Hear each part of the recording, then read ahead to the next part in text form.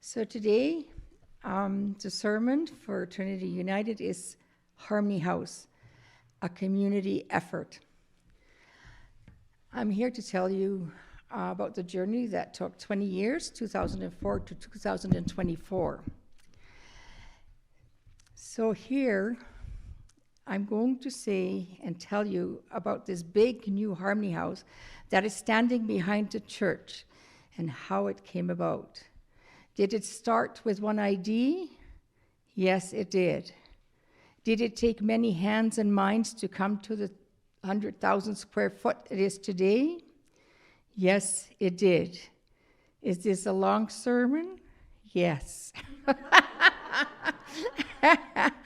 It is because I'm trying to tell you a story that took 20 years to materialize. Harmony House in the making from 2004 to 2024. And I hope it's not too boring.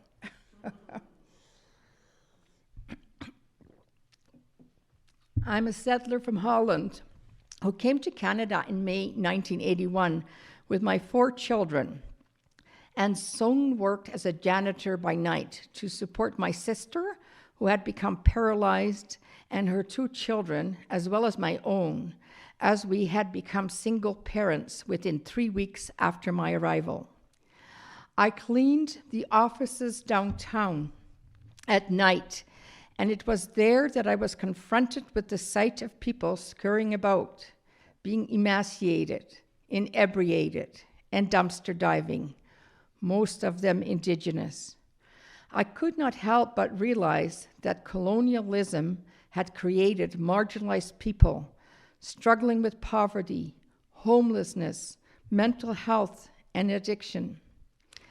Later, when I became a nurse and worked in the hospital, I saw institutional racism, mostly because not many had taken an interest in the indigenous patients to really know where they came from and what had caused their poor health status, not understanding their different way of doing things, and that addictions were in fact a way of coping.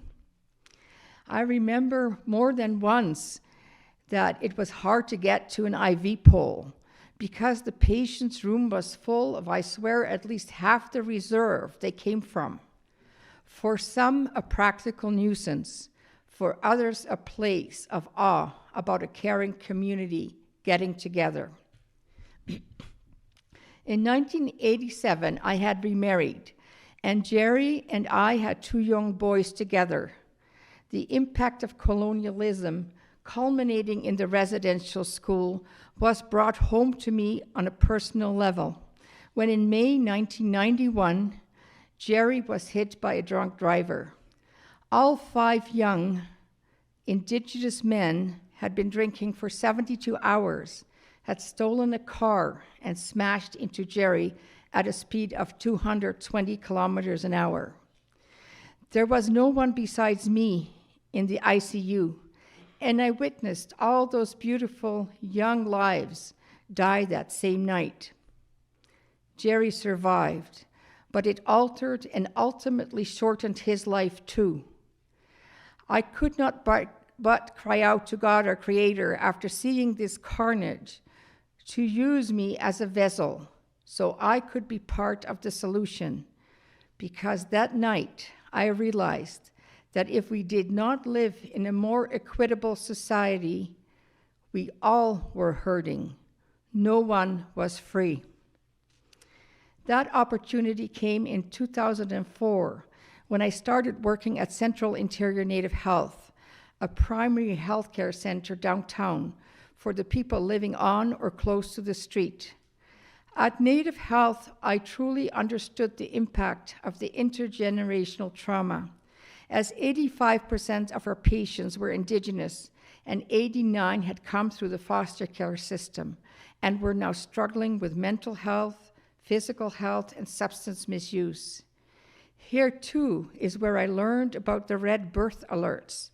Young pregnant indigenous women were very fearful as they told me that they knew that their baby was going to be apprehended by the ministry. I was naive. until I witnessed the apprehension of the babies 2 hours after birth. I saw colonialism still at work, and thus a perinatal wraparound team called Breaking the Cycle was set up. This meant that we were able to attract physicians who would follow the women during their pregnancy, and the elder Lucy Duncan would try to find the women so that they could receive prenatal care. Not an easy feat. The ministry social workers were informed that we sought a collaborative approach with them, as the hope was that working besides the women, we could increase the health of mother and child, reduce the apprehensions of children, and increase reunification of children with their mothers. In 2004, we sought the help of Phoenix Transition House to give our homeless mothers a place to stay during their pregnancy and after the birth of the baby. And they did it. It is then that the thought of having a home of our own where women could stay as long as needed was born. The Families at Risk team was set up, a large group of healthcare workers, such as physicians, midwives, nurses from maternity, pediatrics, from the NICU, from mental health and addictions, as well as representatives of BC Housing and transition houses, came together monthly to envision this dream called Harmony House. In 2007, Teresa Healy, a professor at the university, facilitated the Families at Risk Committee, and during a 4-day long session, we mapped out a concept of Harmony House, including an architectural image, staff components, and costs to operate it. That concept never changed. We knew what we wanted, and we kept the dream alive with monthly meetings. And in the meantime, we made inroads with increasing the health outcomes of pregnant women and their children with our perinatal program. Our community came together, and God was listening.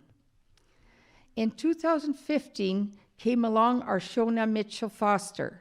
The physicians I worked with at Native Health told me that there was a new obstetrician gynecologist in Prince George, and she was very interested in serving the disenfranchised. So we were referring all our patients in need of specialized care to Shona. In the meantime, as Shona was working with our patients, she heard about me, a nurse who had taken on the task of doing perinatal care for the people living on or close to the street. One Monday night in Bible study, I noted a new person sitting beside me, and on the front of her jacket, I noticed embroidery reading obstetrician gynecologist. It intrigued me, but as I thought that she might have gotten this jacket from Value Village, and not wanting to embarrass her, I asked what she did for a living. Shona then pointed her fingers at the embroidery and said, "I am a gynecologist. I am an obstetrician." Anyways, I then asked when she had come to town, and when she said 2015, I knew it had to be Dr. Mitchell Foster. She asked me where I worked, and when I told her that I worked at Native Health, she exclaimed, "You must be Maria." This started a collaboration I could only dream of, one that still ensues today. Our community came together, and God was listening. Shona set up many strategic meetings for physicians and nurses working in the field of pregnancy and birth. Physicians, nurses, midwives, social workers from First Square and Shiwi, maternity centers in Vancouver, working with women struggling with addictions, exchanged knowledge with ours in Prince George. She set up many sessions between doctors and nurses working in the Prince George Hospital and those working in the community to see what the gaps were in perinatal and pediatric care. She sought a seamless care system between patients in the hospital and patients in the community. Most poignantly, she organized a patient mapping event where she asked two Indigenous women who had used drugs how they perceived their care during their hospital stay when they were pregnant. And both perceived that they were judged and discriminated against in some points during their stay. The care providers, however, who were asked how they perceived the care they had given, said they treated everyone the same and thus were not discriminatory. This discrepancy prompted Shona to make a PowerPoint presentation where she offered some decolonizing solutions, one being having a type of harmony house. And Shona and I and Lucy, our elder, presented these findings not only all around the province, but also throughout Canada, increasing the awareness about decolonizing perinatal practice for those struggling with substance misuse. A community came together, and God was listening. In 2016, two things happened. One, I was given a house by Phoenix Transition Society. Enough talk, Karen and Sharon, the ED of Phoenix, said. You start your Harmony House. And Kendra helped with the application for funding from Vancouver Foundation. Two, the funding was granted, which made it possible for us to open our doors to the first residents in January 2017. Harmony House, Dee's house where she, when growing up, the house with the red door had been a godsend, but it had only 3 bedrooms. Again, Dee, like me, a regular at the Bible study group, came to the rescue.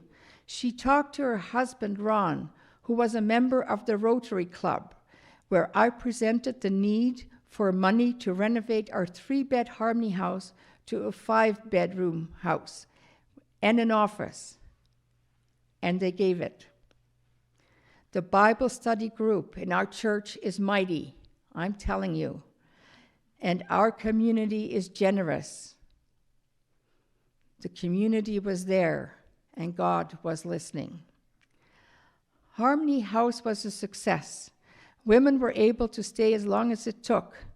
They took in our programs, the counseling, medical and psychosocial care, our love, and most started living wholesome lives. So now, how to go from this tiny 5-bedroom house to something bigger, as our wait list became very long. We have become a referral center for the North. Word of mouth, it spread like wildfire. One day in 2017, unexpectedly, Lucy, our elder, came to Harmony House, saying that we had a speaking engagement at the Prince George Native Friendship Center, and we were speaking to elders about Harmony House. Well, off to the conference. And lo and behold, while we were talking, Malachi, head of BC Housing in the North, walked in and heard us. And before he started his talk, he told the whole room full of elders how he understood what we wanted, and he would support a big new Harmony House. A community came together. God was listening. I held Malachi to it.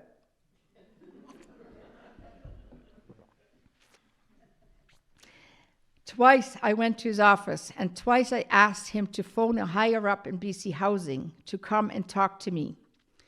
One day I found a message on the phone stating I should come, as there was a visitor from BC Housing who wanted to see me. And there was Mr. Michael Sandler, an Indigenous man who shook my hand and said that he had researched me, knew all about the Harmony House. And after 4 minutes, he stood up and said, "Anything you want, Maria. A big new Harmony House? Sure. Second stage? I'll give you anything you want, because," and I saw how his eyes wetted. "If my mother had had a Harmony House, then I would not have had to go through the foster care system all my life. All I had to do was get the land to build it.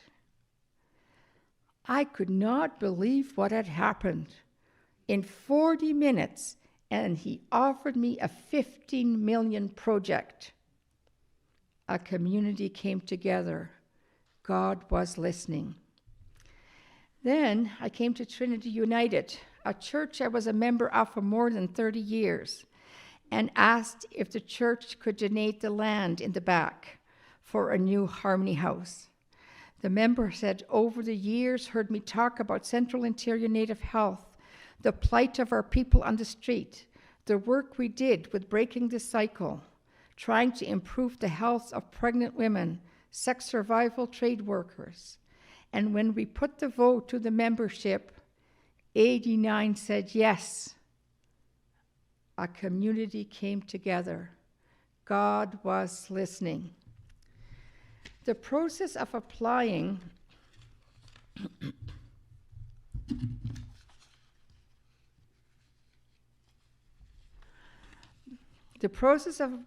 for the big new Harmony House, the expression of interest was done in 2018, again helped by Kendra. BC Housing officially agreed to build it. I then had to go to City Hall to get their approval to have it built. I told the head planner at City Hall that I could present a PowerPoint presentation to the council on Monday night. But Ian, the planner, the man I had never seen before, said, "It's not necessary. I know all about you and all about Harmony House. We are approving it. No need to present." And without a lie, I stood outside City Hall in 5 minutes, dazzled. Did this really happen? A community came together and God was listening. But just because it all was approved, it didn't mean that we just had it. We still needed to present a rezoning to the City Hall. And for that, we asked our sister communities for support letters, for our sister community resource for support letters. And we got them, 75 in all. City councillors stated that they not only never had so many letters of support, but also marveled at the quality of the letters. Of course, we had many physicians in our corner, thanks to the work of Shona and Kendra, promoting the concept everywhere. It was approved. A community came together. God was listening. The ground was broken in December of 2022.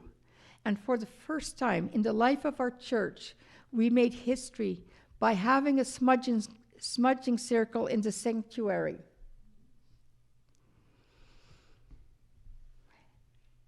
With Elder Darlene McIntosh leading the prayers and Elder Lucy blessing our ground. And in a solemn circle stood the management of Phoenix, Reverend Bob, staff of Harmony House, and the wonderful construction workers of IDL, a Prince George construction company well known to support social housing projects. The men expressed to be proud to be part of our noble mission. I never before, and most likely never ever will again, be in a smudging circle inside a church with burly men wearing illuminating safety jackets and hard hats.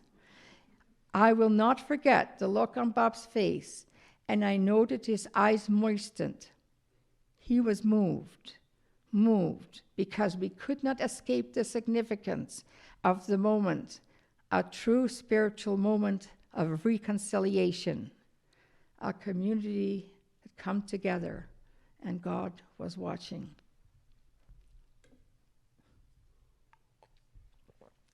Then from 2018 until recently, every Monday on my day off, architects, engineers of Macola, a civil engineering bureau, helped me with the external and internal design of Harmony House. Who would have thought that I would end my nursing career designing a 100,000 square foot building? The building design was informed by the vision started in 2004 and strengthened by the practice of the Little Harmony House. It taught us what we needed, because by this time we knew that 85% of our residents identify as Indigenous, and thought that a ceremonial room where we can smudge and start every meeting in a circle would be appropriate. It would be something most residents and staff would find comforting. The house has 11 studio rooms downstairs, all inclusive private bathrooms, and each one is a different size to fit varying amounts of beds. The lower part is our Harmony House program. That is where everyone first starts their road of recovery, learning it, whatever they need: life, social, parenting skills, caring for themselves and their little ones. Then, when they are stabilized and yet cannot go without some of our support, we have the second stage, 12 luxurious furnished condos on the second floor where they can live up to approximately 18 months before they will need to leave for independent living. Our second stage will carry the carrier name Sudan Bi Antoyo, meaning House for Women and Children.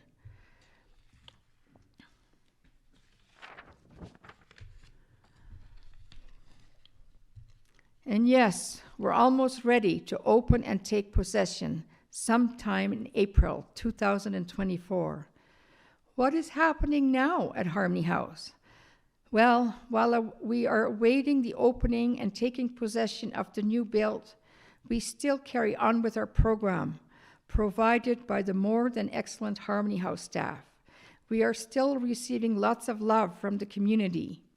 Dee with her bibs and spit cloths, Judy with her toques, mitts, and socks, Gabrielle with feminine hygiene products, Megan and Marilyn with Indigenous art, Jerry and Em with a specialized bed, Chris with toiletries, doctors and nurses with Christmas gifts, Joe with books and stuffies, Daphne, my daughter, by designing the gardens, Gary with bookcases specifically made for Harmony House for a library in memory of Barb Dean, a big promoter of children's literature, an initiative of Shannon.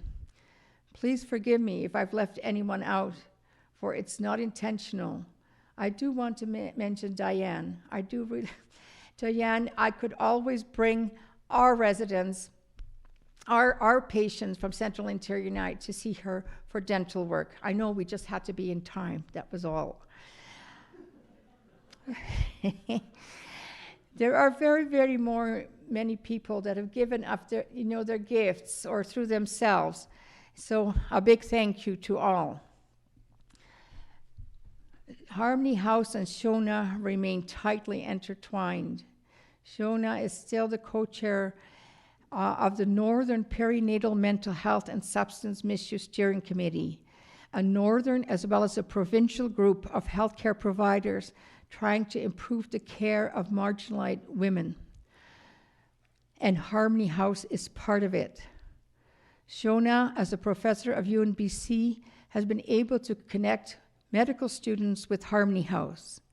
One such student, Teresa Alec, took a survey, and the results were that women said to be very thankful for having Harmony House, for without it, they would not have kept their babies, but also found communal living difficult and wanted more streamlining into vocational preparedness to allow for economic growth. Our women are now into bridging programs, and they love it.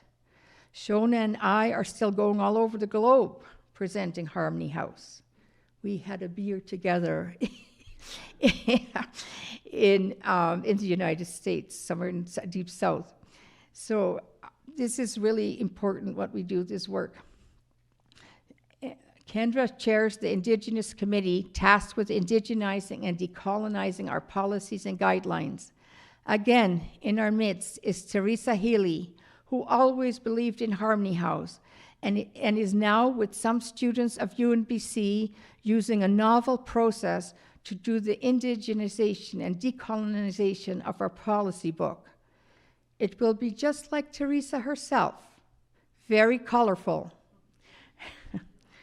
I want to end with giving a big thank you to all of you and to Reverend Bob, the one who sees this as a holy, a God-inspired initiative.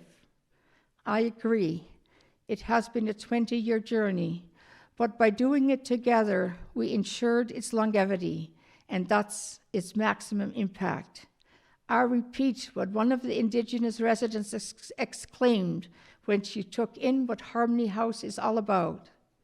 This is what I call true reconciliation. All my relations. Amen.